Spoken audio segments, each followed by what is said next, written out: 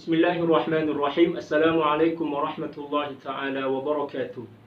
Alhamdulillah wassalatu wassalamu ala sayyidina Rasulillah wa ala alihi wa sahbihi ajma'in, amma ba'd. Kembali berjumpa dengan saya Sultan Mujahidin. Dan kali ini insyaallah kita akan membahas tentang tanda-tanda redha Allah Subhanahu wa taala kepada seorang hamba. Ya. Jadi kita ingin mengetahui dan mengenal apa tanda bahwa Allah Subhanahu wa taala redha kepada kita. Tanda yang pertama kata para ulama adalah at-taufiq. Senantiasa mendapatkan bimbingan dari Allah Subhanahu wa taala dalam melakukan kebaikan. Jadi Allah Subhanahu wa taala memudahkan dirinya untuk senantiasa melakukan kebaikan. Salat, puasa, ya, sholat tepat waktu, demikian juga rajin sholat tahajud, ya, membaca Al-Quran, senantiasa mendapatkan bimbingan dan taufik serta kemudahan dalam melakukan ibadah, dalam melakukan kebaikan. Itulah satu di antara tanda bahwa Allah Subhanahu wa taala redha kepada kita. Apabila kita senantiasa mendapatkan kemudahan dalam melakukan ibadah dan kebaikan, maka itu sebagai tanda bahwa Allah Subhanahu wa taala redha kepada kita. Tanda yang kedua adalah az-ziyadatu wad-daimumatu fil ibadah. Senantiasa mengalami peningkatan dalam melakukan ibadah dan juga senantiasa konsisten dalam beramal soleh. Walaupun mungkin amalnya sedikit, akan tetapi konsisten. Ya. Jadi penambahan dari ibadah yang konsisten walaupun sedikit itu berada pada penambahan keberkahan. Jadi az-ziyadatu wad-daimumatu ya fil ibadah. Semakin bertambah berkat, demikian juga semakin melimpah kebaikan ibadah yang dilakukannya, dan juga dia mampu untuk senantiasa istiqamah atau konsisten dalam melakukan ibadah tersebut walaupun mungkin ibadahnya tidak seberapa.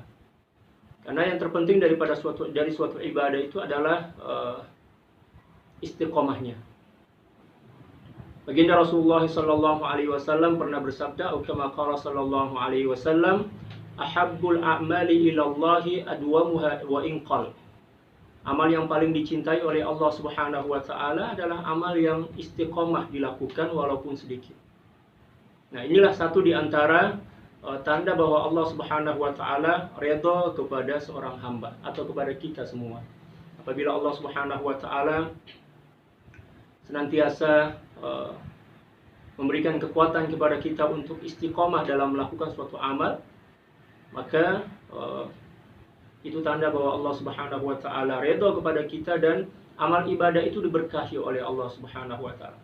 Walaupun secara zahir jumlah amal ibadah itu tidak bertambah, akan tetapi keberkahan dan juga kebaikan daripada ibadah itu akan senantiasa bertambah dan meningkat. Itulah tanda yang kedua bahwa Allah Subhanahu wa taala redha kepada seorang hamba. Adapun tanda yang ketiga adalah istijabatud da'wah. Ya. Dakwanya dikabulkan oleh Allah Subhanahu wa taala. Tentu yang dimaksud doa di sini adalah doa yang baik-baik. Apabila dia berdoa kepada Allah, meminta kepada Allah agar diberikan suatu kebaikan, maka Allah Subhanahu wa taala kabulkan. Nah, itu tanda bahwa Allah Subhanahu wa taala redha kepadanya. Ingin naik haji tahun depan misalnya, ya walaupun mungkin penghasilannya tidak seberapa, tetapi dikabulkan oleh Allah Subhanahu wa taala. Itu sebagai tanda bahwa Allah Subhanahu wa taala redha kepadanya karena meminta sesuatu yang membuat Allah Subhanahu wa taala redha. Adapun tanda yang keempat adalah man'ul 'abdi 'anil maksiyah. Senantiasa gagal dalam melakukan maksiat. Maksudnya Allah Subhanahu wa taala senantiasa menghalangnya untuk melakukan maksiat. Nah, mungkin apabila dia ingin melakukan maksiat dan dia telah menuju ke tempat maksiat itu, tiba-tiba saja mungkin duitnya hilang, atau mungkin HP-nya hilang, atau mungkin mobilnya rusak sehingga dia tidak jadi melakukan maksiat itu. Nah, ini sebagai tanda bahwa Allah Subhanahu wa taala redha dan mencintai hamba tersebut. Jadi kalau misalnya kita masih mempunyai keinginan jahat dalam hati, dan kita berusaha untuk melakukannya, dan ternyata Allah Subhanahu wa taala senantiasa menggagalkan apa yang kita ingin lakukan, maka kita harus bersyukur sebenarnya, jangan marah.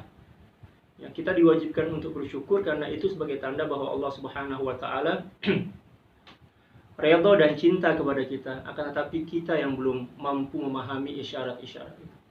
Oleh karena itu, apabila kita senantiasa gagal dalam melakukan maksiat atau keburukan, maka bersyukurlah kepada Allah Subhanahu wa taala, karena itu merupakan satu di antara tanda bahwa Allah Subhanahu wa taala redha kepada kita dan juga cinta kepada kita. Yang keempat adalah naf'u lil ghair, senantiasa bermanfaat bagi orang lain.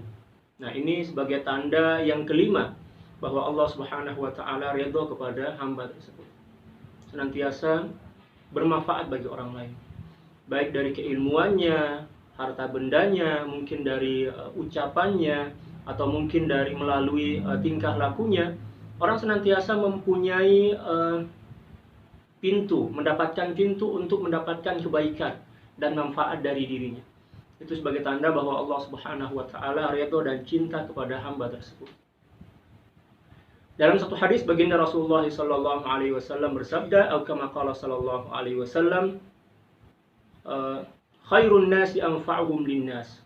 Sebaik-baik manusia adalah manusia yang paling banyak memberikan manfaat kepada orang lain. Dan itu merupakan satu di antara tanda bahwa Allah Subhanahu wa taala meridhai kita. Apabila kita senantiasa bisa tampil sebagai pelopor kebaikan, memberikan manfaat, memberikan pencerahan, demikian juga memberikan tuntunan kepada masyarakat ya, tentang nilai-nilai kebaikan. Itu sebagai tanda bahwa Allah Subhanahu wa taala mencintai dan menyayangi. Dan tanda yang keenam adalah ar-ridha bi qismillah. Ridha kepada ketetapan dan ketentuan Allah Subhanahu wa taala.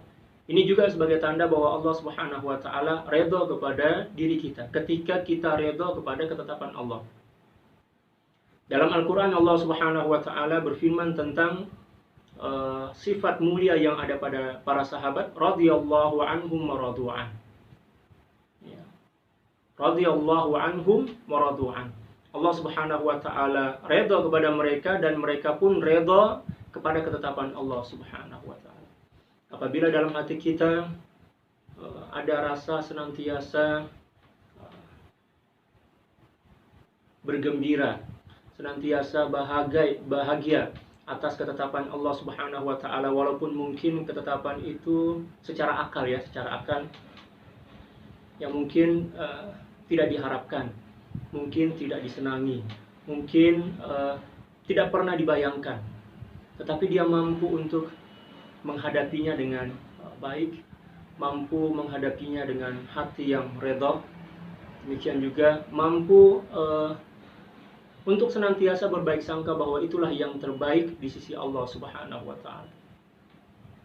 Inilah salah satu tanda bahwa Allah Subhanahu wa taala redha kepada kita ketika kita telah mampu untuk redha kepada ketetapan Allah Subhanahu wa taala.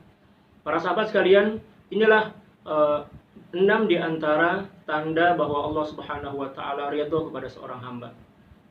Saya ulangi kembali. Yang pertama adalah at-taufiq, senantiasa mendapatkan bimbingan dan petunjuk dari Allah Subhanahu wa taala untuk melakukan kebaikan dan ibadah. Yang kedua adalah az-ziyadatu wad-daimumatu fil ibadah. Ya, senantiasa mengalami penambahan atau peningkatan dalam beribadah dan dia mampu untuk konsisten dalam melakukannya, istiqomah dalam menjaga amalan tersebut. Yang ketiga adalah istijabatud da'wah. Allah Subhanahu wa taala senantiasa mengabulkan harapan, keinginan dan doa-doa baiknya. Ya, yang keempat adalah man'ul 'abdi 'anil ma'siyah, senantiasa gagal dalam melakukan maksiat. Maksudnya Allah Subhanahu wa taala senantiasa menghalangnya untuk melakukan maksiat. Yang kelima adalah naf'u lil ghair, senantiasa mampu menjadi pelopor kebaikan kepada orang lain, ya, menyebarkan manfaat kepada orang lain, bermanfaat bagi sesama.